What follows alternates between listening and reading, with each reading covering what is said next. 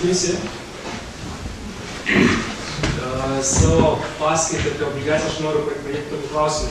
Ar kas nors žino, kas yra šis žmogus pavaizduotas nuotraukoje? Drako.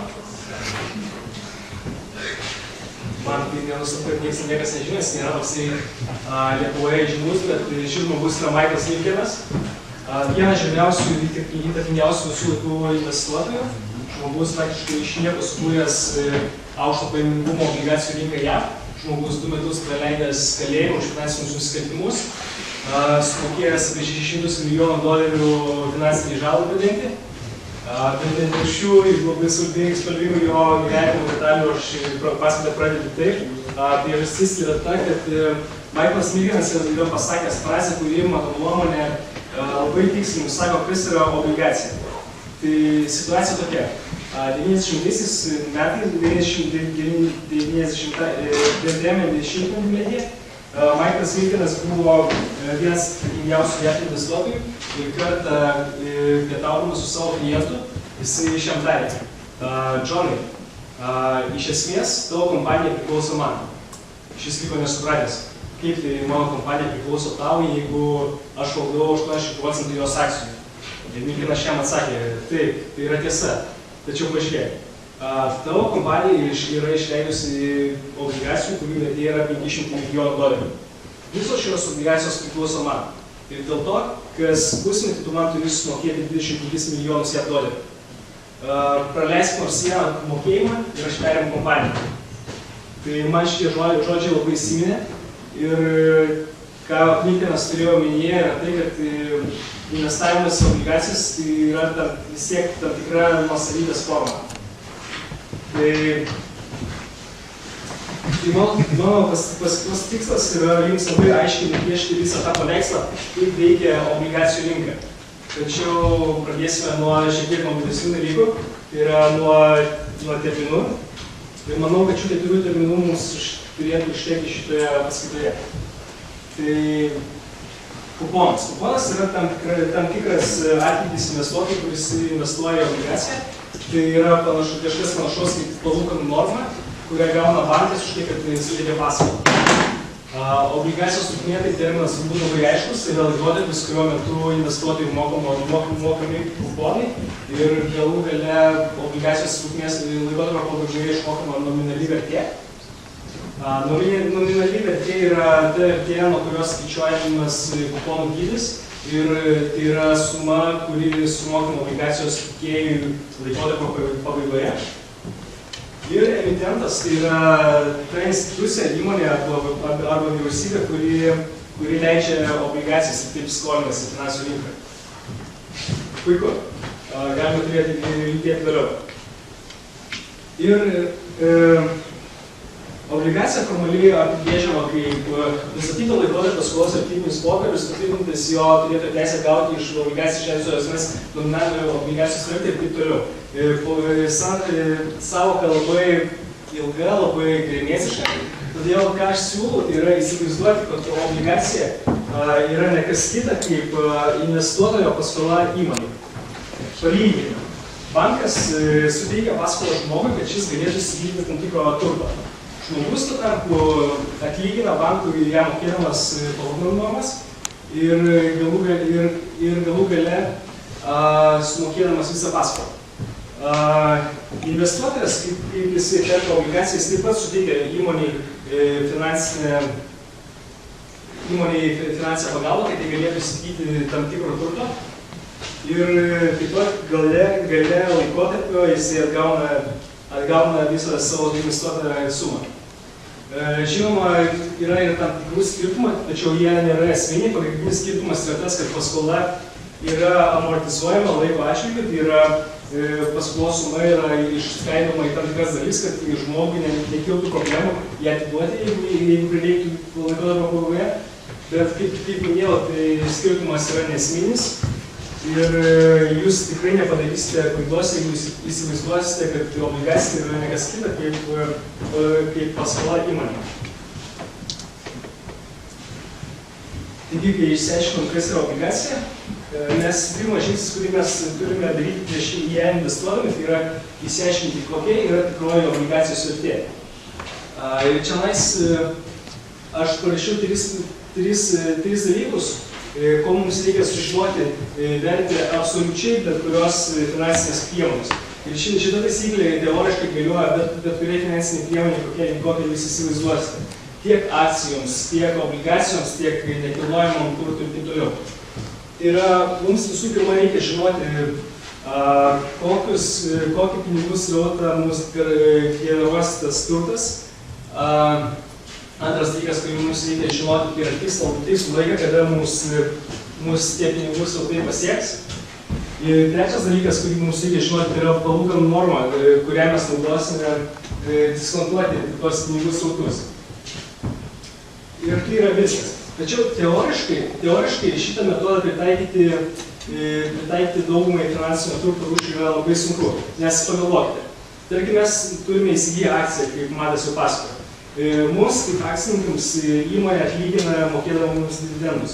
Tačiau mes iš anksto niekad negalime žinoti, kokio dydžio dividendai mūsų pasieks, ar jie apskritai bus išmokėti kitais metais ir taip toliau. Todėl akcija vertinti tokiu metodu yra gana sudėtinga. Ir obligacija šiuo atveju yra labai maloni išimtis iš taisyklės, kadangi mes iš anksto galime žinoti visus tris dydžius, kurių mums reikės ją įvertinti. Tai yra, mes iš anksto žinome, kokius mes kuponus gausime, kokio dydžio kuponus gausime. Mes žinome, kada jie mums pasieks. Ir viskas, ko mums tada reikia, tai yra susirasti tinkamą palūkanų normą, kad mes galėtume surasti dabartinę tų pinigų vertę, kurie mums pasieks ateityje. Dabar klausimas auditorijai. Kodėl skaičiuojant obligacijos vertę mums reikia skaičiuoti dabartinę vertę tų pinigų srautų, kurie mums pasieks ateityje? Na, įsivaizduokite, kodėl mes tiesiog negalėtume padaryti taip. Žinome, kad po pusės metų mes gausime 10 litų, po metų gausime dar 10 litų, po pusantrų metų gausime 10 litų ir pačiam pabaigoje mes gausime 100 litų. Mes sudedam šios skaičius ir gauname 130 litų. Kodėl tai negalėtų būti obligacijos vertė? Būtent. Esmė tame, kad 100 litų nėra tas pats, kad 100 litų dabar nėra tas pats, kad 100 litų po metų, kadangi mes galime tiesiog 100 litų padėti į banką ir po metų pasiimti daugiau. Ir viską, ką aš čia dabar papasakojau, visą tai labai puikiai nusako šį formą. Kaip minėjau, mūsų obligacijos kainą suskaičiuoti mums reikia 3 kintamųjų. Tai yra cash flow'o, pavadinta C. Mums reikia žinoti T, tai yra laiką, kokiais periodais mokami tie pinigų srautai. Ir trečias paskutinis dalykas, ko mums reikia, tai yra diskonto normas. Tai yra rinkoje vyraujančios palūkanų normos. Ir kad viskas būtų daug aiškiau, mes galime tiesiog išspręsti tokį uždavinuką.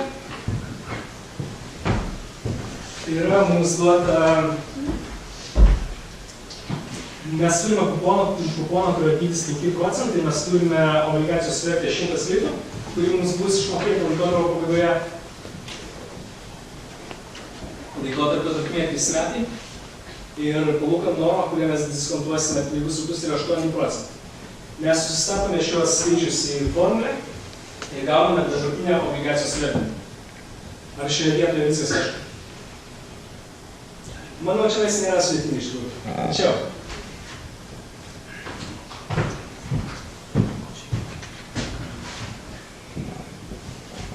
Taigi įsivaizduokime, mes suskaičiuojame obligacijos kainą, ar ne?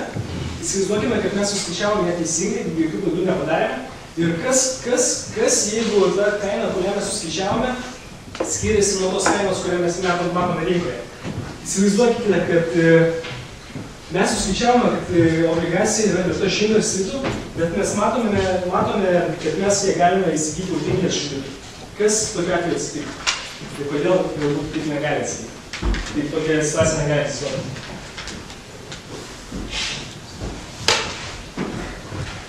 Kas nors turi kokį variantą? Čia matau jau pasisukti darbotą.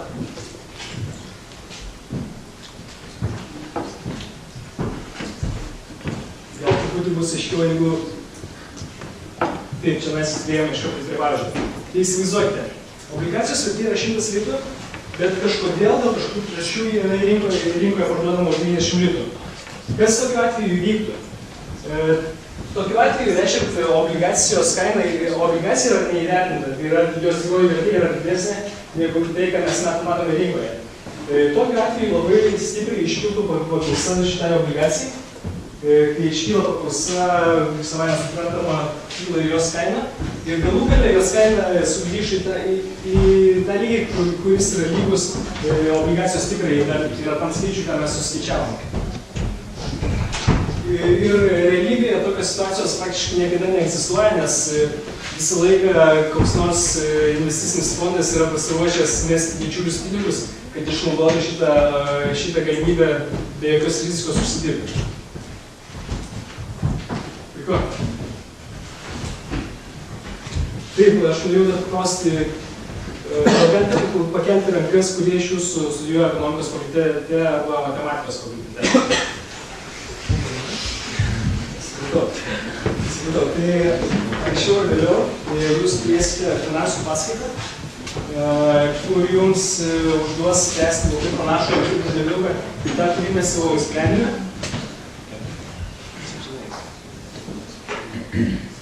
Jums bus duoti šie 3 dydžiai, jūs tiesiog juos susistatysite į formą ir gausite skaičių, viskas labai puiku, bet realybėje šitas metodas nėra visai teisingas.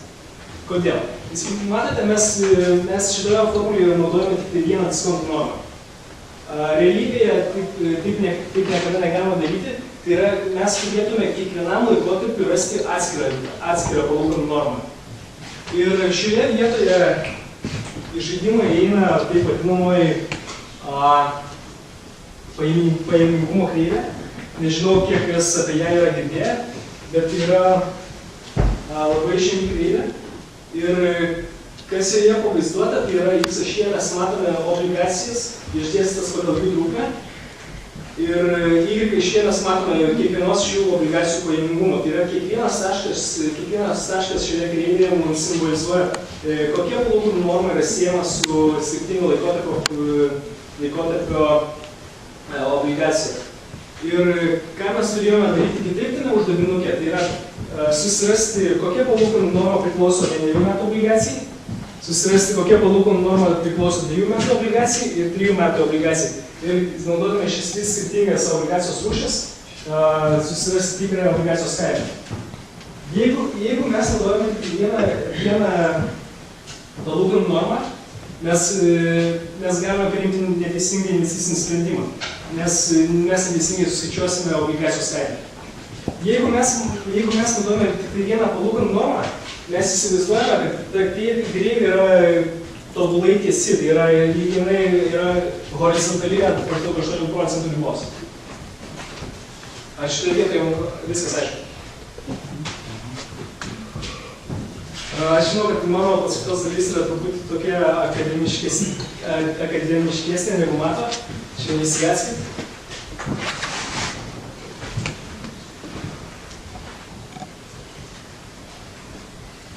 Dabar, grįžtant prie pajamingumo kreivės, žiūrint ją, mes matome labai vieną įdomų dalyką, kad kuo ilgesnė obligacijos trukmė, tuo didesnis jos pajamingumas. Ir gal kas turi minčių, kodėl taip yra? Kodėl, pavyzdžiui, už 30 metų obligacijas rinka siūlo didesnės palūkanų normas negu už, tarkim, pusės metų obligacijas? Nes atsimsi pinigus vėliau. Nes obligacija yra patikrinta. Girdėjau šiandien teisingai atsakymą vėl. Iš tikrųjų, atsakymas nėra labai tiesioginis šitą klausimą, mokslininkai iki šiol ginčiasi, kodėl taip yra. Egzistuoja keletas teorijų, kurių žymiausias aš labai trumpai pasistengsiu jums papasakoti. Tai yra pirmoji teorija vadinasi Adaptation Hypothesis Theory, nes galvojau, kaip ją iškirsti lietuvių kalbą, todėl palikau taip. Ir pagrindinė jos idėja yra ta, kad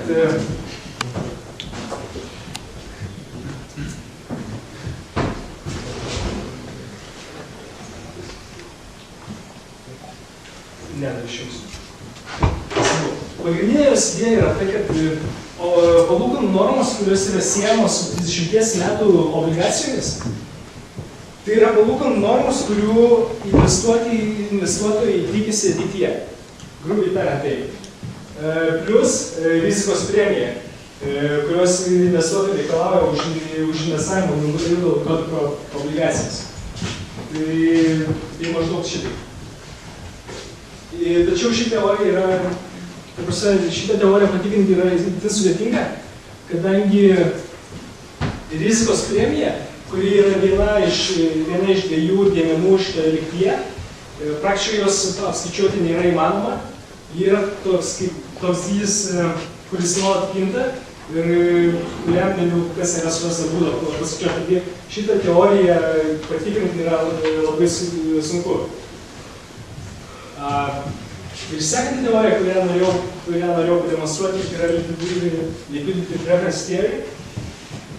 Ir ką jinai mums sako, yra tai, kad investuotojai bijo rizikos. Investuotojai visą laiką vėliau rinksis instrumentą, kuris yra trumpalaikis, negu ilgalaikis. Nes niekad negali žinoti, kas atsitiks po metų, galbūt palūkanų normos stipriai pasikeis, galbūt kažkokį vyks tsunamis ir taip toliau. Žodžiu, už tai, kad juos priviliotum investuoti į ilgo laikotarpio obligacijas, turi jiems kažką pasiūlyti. Tai, kad pasiūlyti, yra didesnis pajamingumas. Ir šita teorija atrodo labai logiška, viskas su ja atrodytų gerai, tačiau jos pagrindinis minusas yra tas, kad kai mes matome tokias kreivės, kurios kartais realybėje nutinka, ši teorija subliūkšta. Nes įsivaizduokite, kaip su šia teorija paaiškinti grafiką, kuris yra viršuje dešinėje. Tai yra, teorija mums sako, kad už ilgesnio laikotarpio obligacijų laikymą investuotojai turėtų būti kompensuojami didesnėm palūkanų normom. Tačiau kaip paaiškinti šitą grafiką, kur eina žemyn. Tai, kaip ir sakiau, šitoje vietoje teorija subliūkšta. Ir kad ir kokia jinai logiškai būtų, tačiau šioje vietoje nieko negalima padaryti. Judėkim toliau. Egzistuoja toks mitas, kad investavimas į obligacijas yra daug saugesnė investavimo forma negu kita, negu investavimas į kitas finansinės klases. Tačiau taip nebūtinai yra, kadangi investuodami į obligacijas jūs taip pat prisiimate daug rizikos. Ir jas galima išskirstyti į šias ryšis. Šioje lentelėje aš pateikiau viskas būdingas absoliučiai bet kuriai turto klasiai, ar tai būtų akcijos, ar tai būtų nekilnojamas turtas, meno kūriniai ir taip toliau. Ir rizikas, kurios iš esmės yra būdingos tik tai obligacijoms arba su obligacijoms, sakykim, susijusiems priemonės. Iš bendrų rizikų išskyriau rinkos riziką, kuri yra rizika, kad dėl nenumatytų veiksnių ekonomikoje ar politikoje ir taip toliau obligacijų vertė labai staigiai kris. Kaip rinkos rizikos pavyzdį galima paminėti, sakykime, pernai metais įvykusi tsunami Japonijoje, kada praktiškai bet kurios turto klasės vertė krito ir atrodytų, kai šio tokio įvyko tsunamis Japonijoje, Japonija yra maža šalis ir kuo čia dėta, tarkim, kokia nors bendrovė JAV, kuri jokių neturi verslo interesų Japonijoje ir kodėl jos akcijos kaina vis tiek krito. Tai čia vadinama rinkos rizika.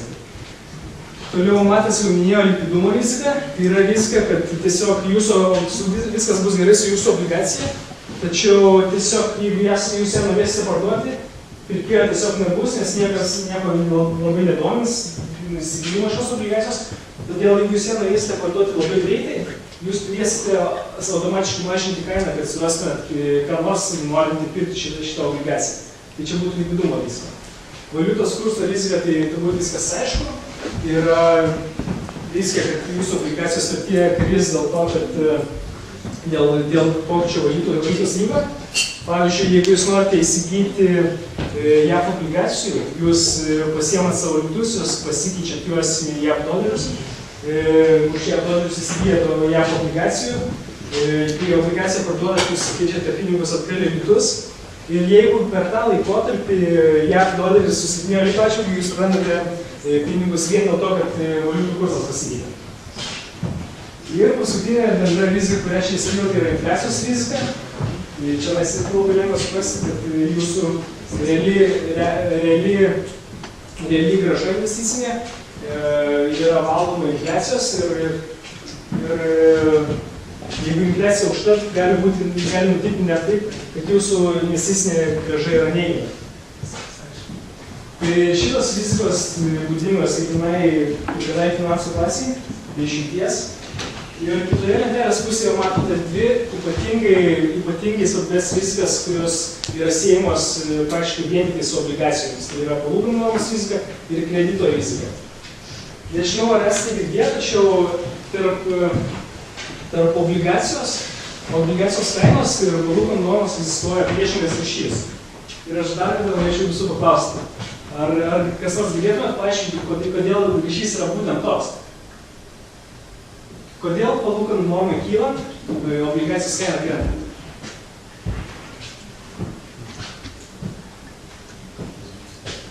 Visiems laikys. Kaip sakė? Baigiausias sakymas, visiškai nesigėjau labai gerą. Visiškai teisingai šitą ryšį galima paaiškinti iš teorinės ir praktinės pusės. Tai pradėsime nuo teorinės, apie kurią jau užsiminė Merginas Jedindelė. Prisiminkite formulę, kurią jau rodžiau. Palūkanų norma įeina į formulės vardiklį, ar ne? Vadinasi, jeigu palūkanų norma didėja, vardiklis didėja. Jeigu vardiklis didėja, obligacijos vertė mažėja. Turbūt viskas aišku šitą vietą, ar ne? Bet kaip tą suprasti praktiškai? Nes aš manau, kad tai yra sunkiausias dalykas ir tai suprasti praktiškai. Gal pavyzdys.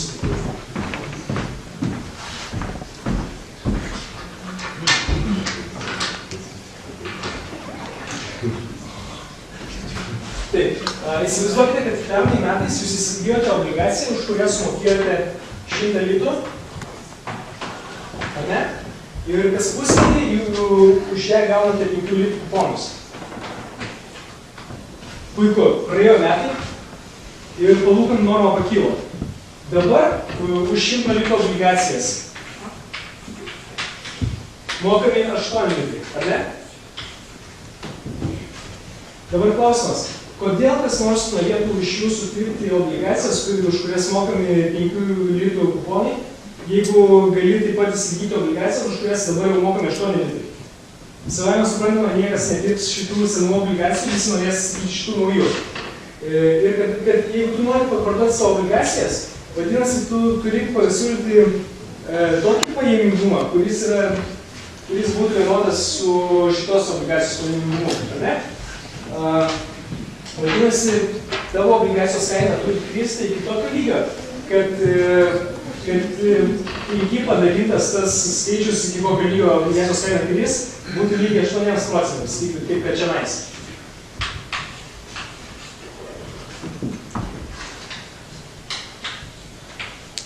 Nežinau, ar verta skaičiuoti, manau, čia principas yra aiškus.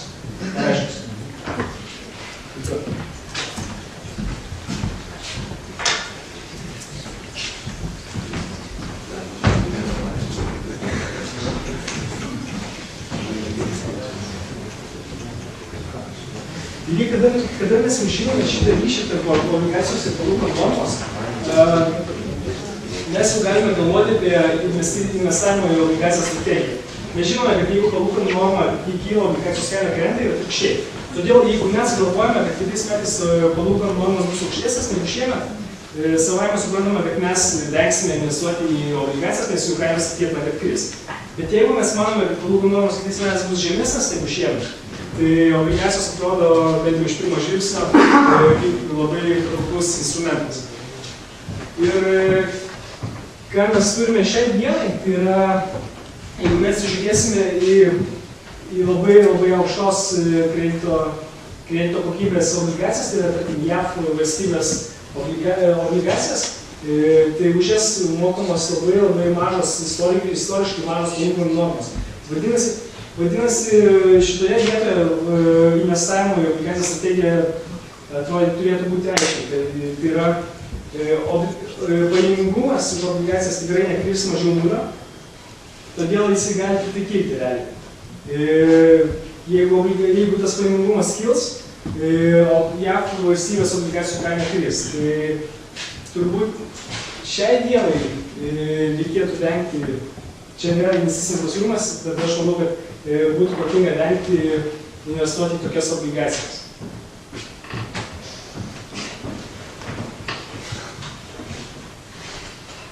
Puiku įsiaiškinome pirmąją rizikos rūšį obligacijos. Judėkime prie antros rūšies, tai yra kredito rizikos. Ir kredito rizika yra rizika, kad jeigu jūs investuojate į obligacijas, obligacijų leidėjas tiesiog neišmoka jums kuponų arba galutinės obligacijos vertės. Ir šioje vietoje į žaidimą įeina kredito reitingo agentūros, kurios naudodamos tam tikrus duomenis vertino įmonių kredito patikimumą. Ir čia mes įskyriau 3 kredito agentūros, kurios yra, sakykime, didžiausios pasaulyje, dėkingiausios pasaulyje. Tai yra Fitch, Moody's and Standard & Poor's. Ir jos yra būtent įmonės, kurios vertina įmonių kredito patikimumą.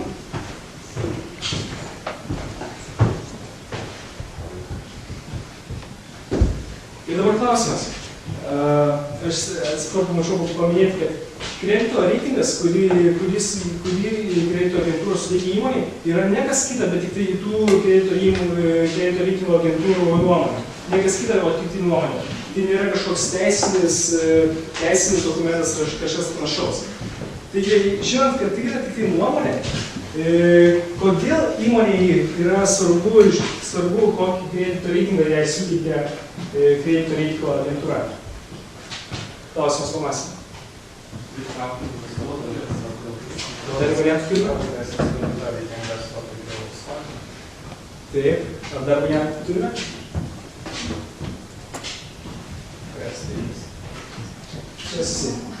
Tai, žodžiu, tai buvo teisingas atsakymas, tačiau aš pridėjau dar keletą priežasčių.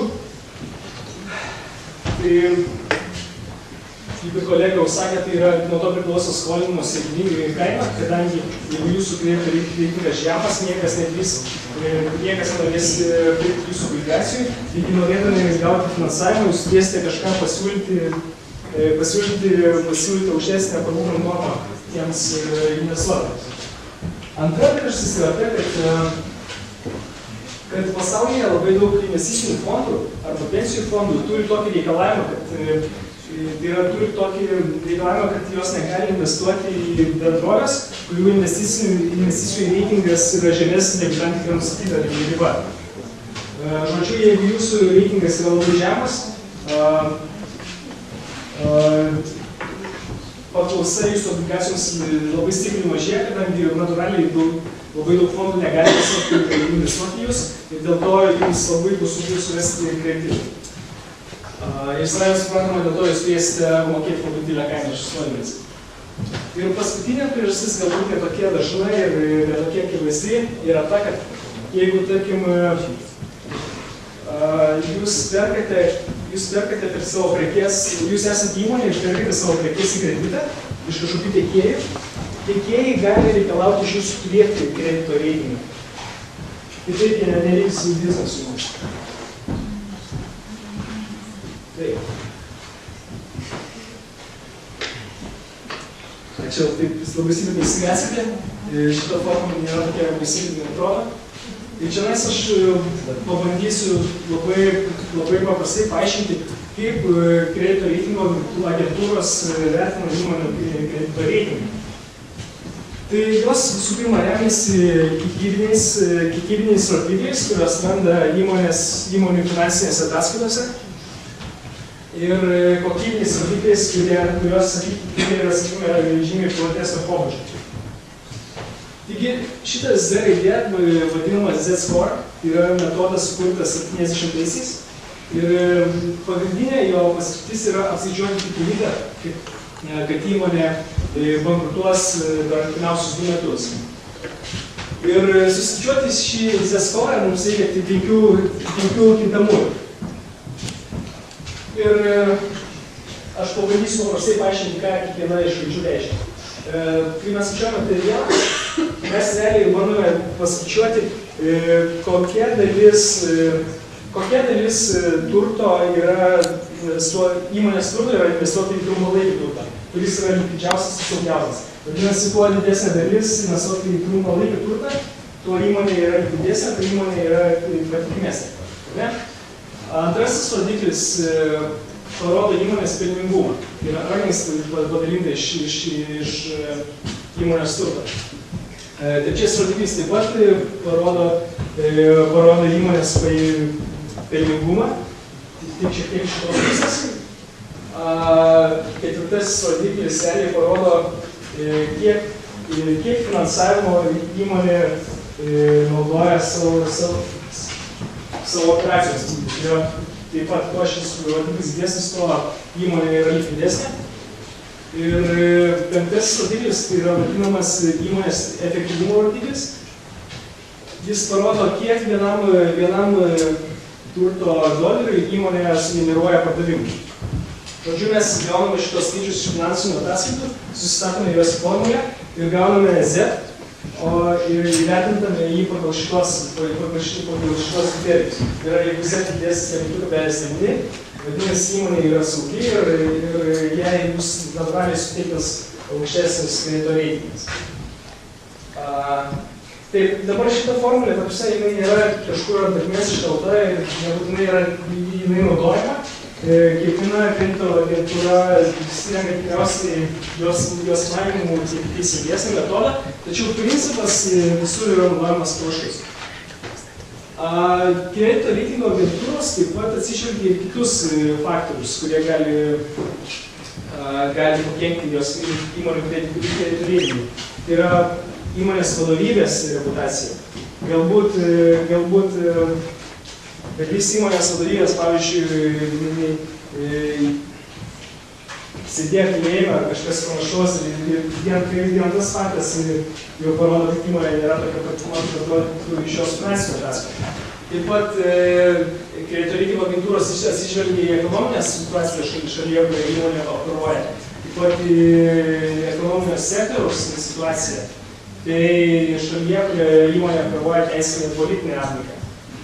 Ir įvertinus visus šiuos aspektus, kredito reitingo agentūra įmonė suteikia kredito reitingą. Ir čia šitame slaide aš norėjau parodyti, kaip investuotojai baudžia įmonę, nebūtinai įmonės, bet sakykim, skolininkus už tai, kad kredito reitingas matas. Čia mes apačioje matome JAV valstybės obligacijų patikimumą. Ir aš jį palyginau su Graikijos valstybės obligacijų patikimumą. Graikijos kredito reitingas yra labai žemas. Ir mes tą puikiai matome grafikę, kad už 10 metų obligacijas dabar mes galime tikėtis 18% palūkanų normos per metus. Tuo tarpu JAV palūkanų norma nesiekia nei 2%. Ir kaip minėjau, čia yra tam tikra bausmė įmonėms arba valstybėms už jų prastą kredito patikimumą. Taip. Ir paskutinės krizės metu kredito reitingų agentūros pateko į tokią kritikos laviną, kadangi aš visos prisimenu, kas yra Lehman Brothers. Tai buvo vienas didžiausių JAV investicinių bankų ir praktiškai su šio banko bankrotu 2008 rugsėjo 15 yra siejama finansų krizės pradžia. Ir kas yra įdomiausia, kad mėnesis iki šito banko bankroto visos trys mano minėtos kredito reitingo agentūros šiam bankui buvo suteikusi vieną aukščiausių reitingų, kuris simbolizavo, dabar pats nepasakysiu, bet tikimybė, kad šitas bankas bankrutuos buvo maždaug gal 1 iš milijonų, kažkas tokio. Ir dėja šitas bankas bankrutavo ir tai labai pakenkė visų 3 kredito reitingo agentūrų reputacijai. Todėl buvo pradėta kvestionuoti kvestionuoti būtent tas principas, kuriuo jos veikia. O veikia jos taip. Jų pelnas sudaro žodžiu, jeigu įmonė nori turėti kredito reitingą, jinai turi pati kreiptis į kredito reitingo agentūrą ir jinai moka jai pinigus. Žodžiu, jeigu kredito reitingo agentūra nori turėti daugiau pelno, jis savaime yra linkusi suteikti įmonei aukštesnį kredito reitingą, negu jinai galbūt nusipelno. Dėl to, kad jeigu suteiks jai žemesnį reitingą, jis gali tiesiog supykti, nueiti į kitą agentūrą ir gauti tenais galbūt aukštesnį reitingą. Tai tokie klausimai, sakykime, iškylo po paskutinės finansų krizės. Taip.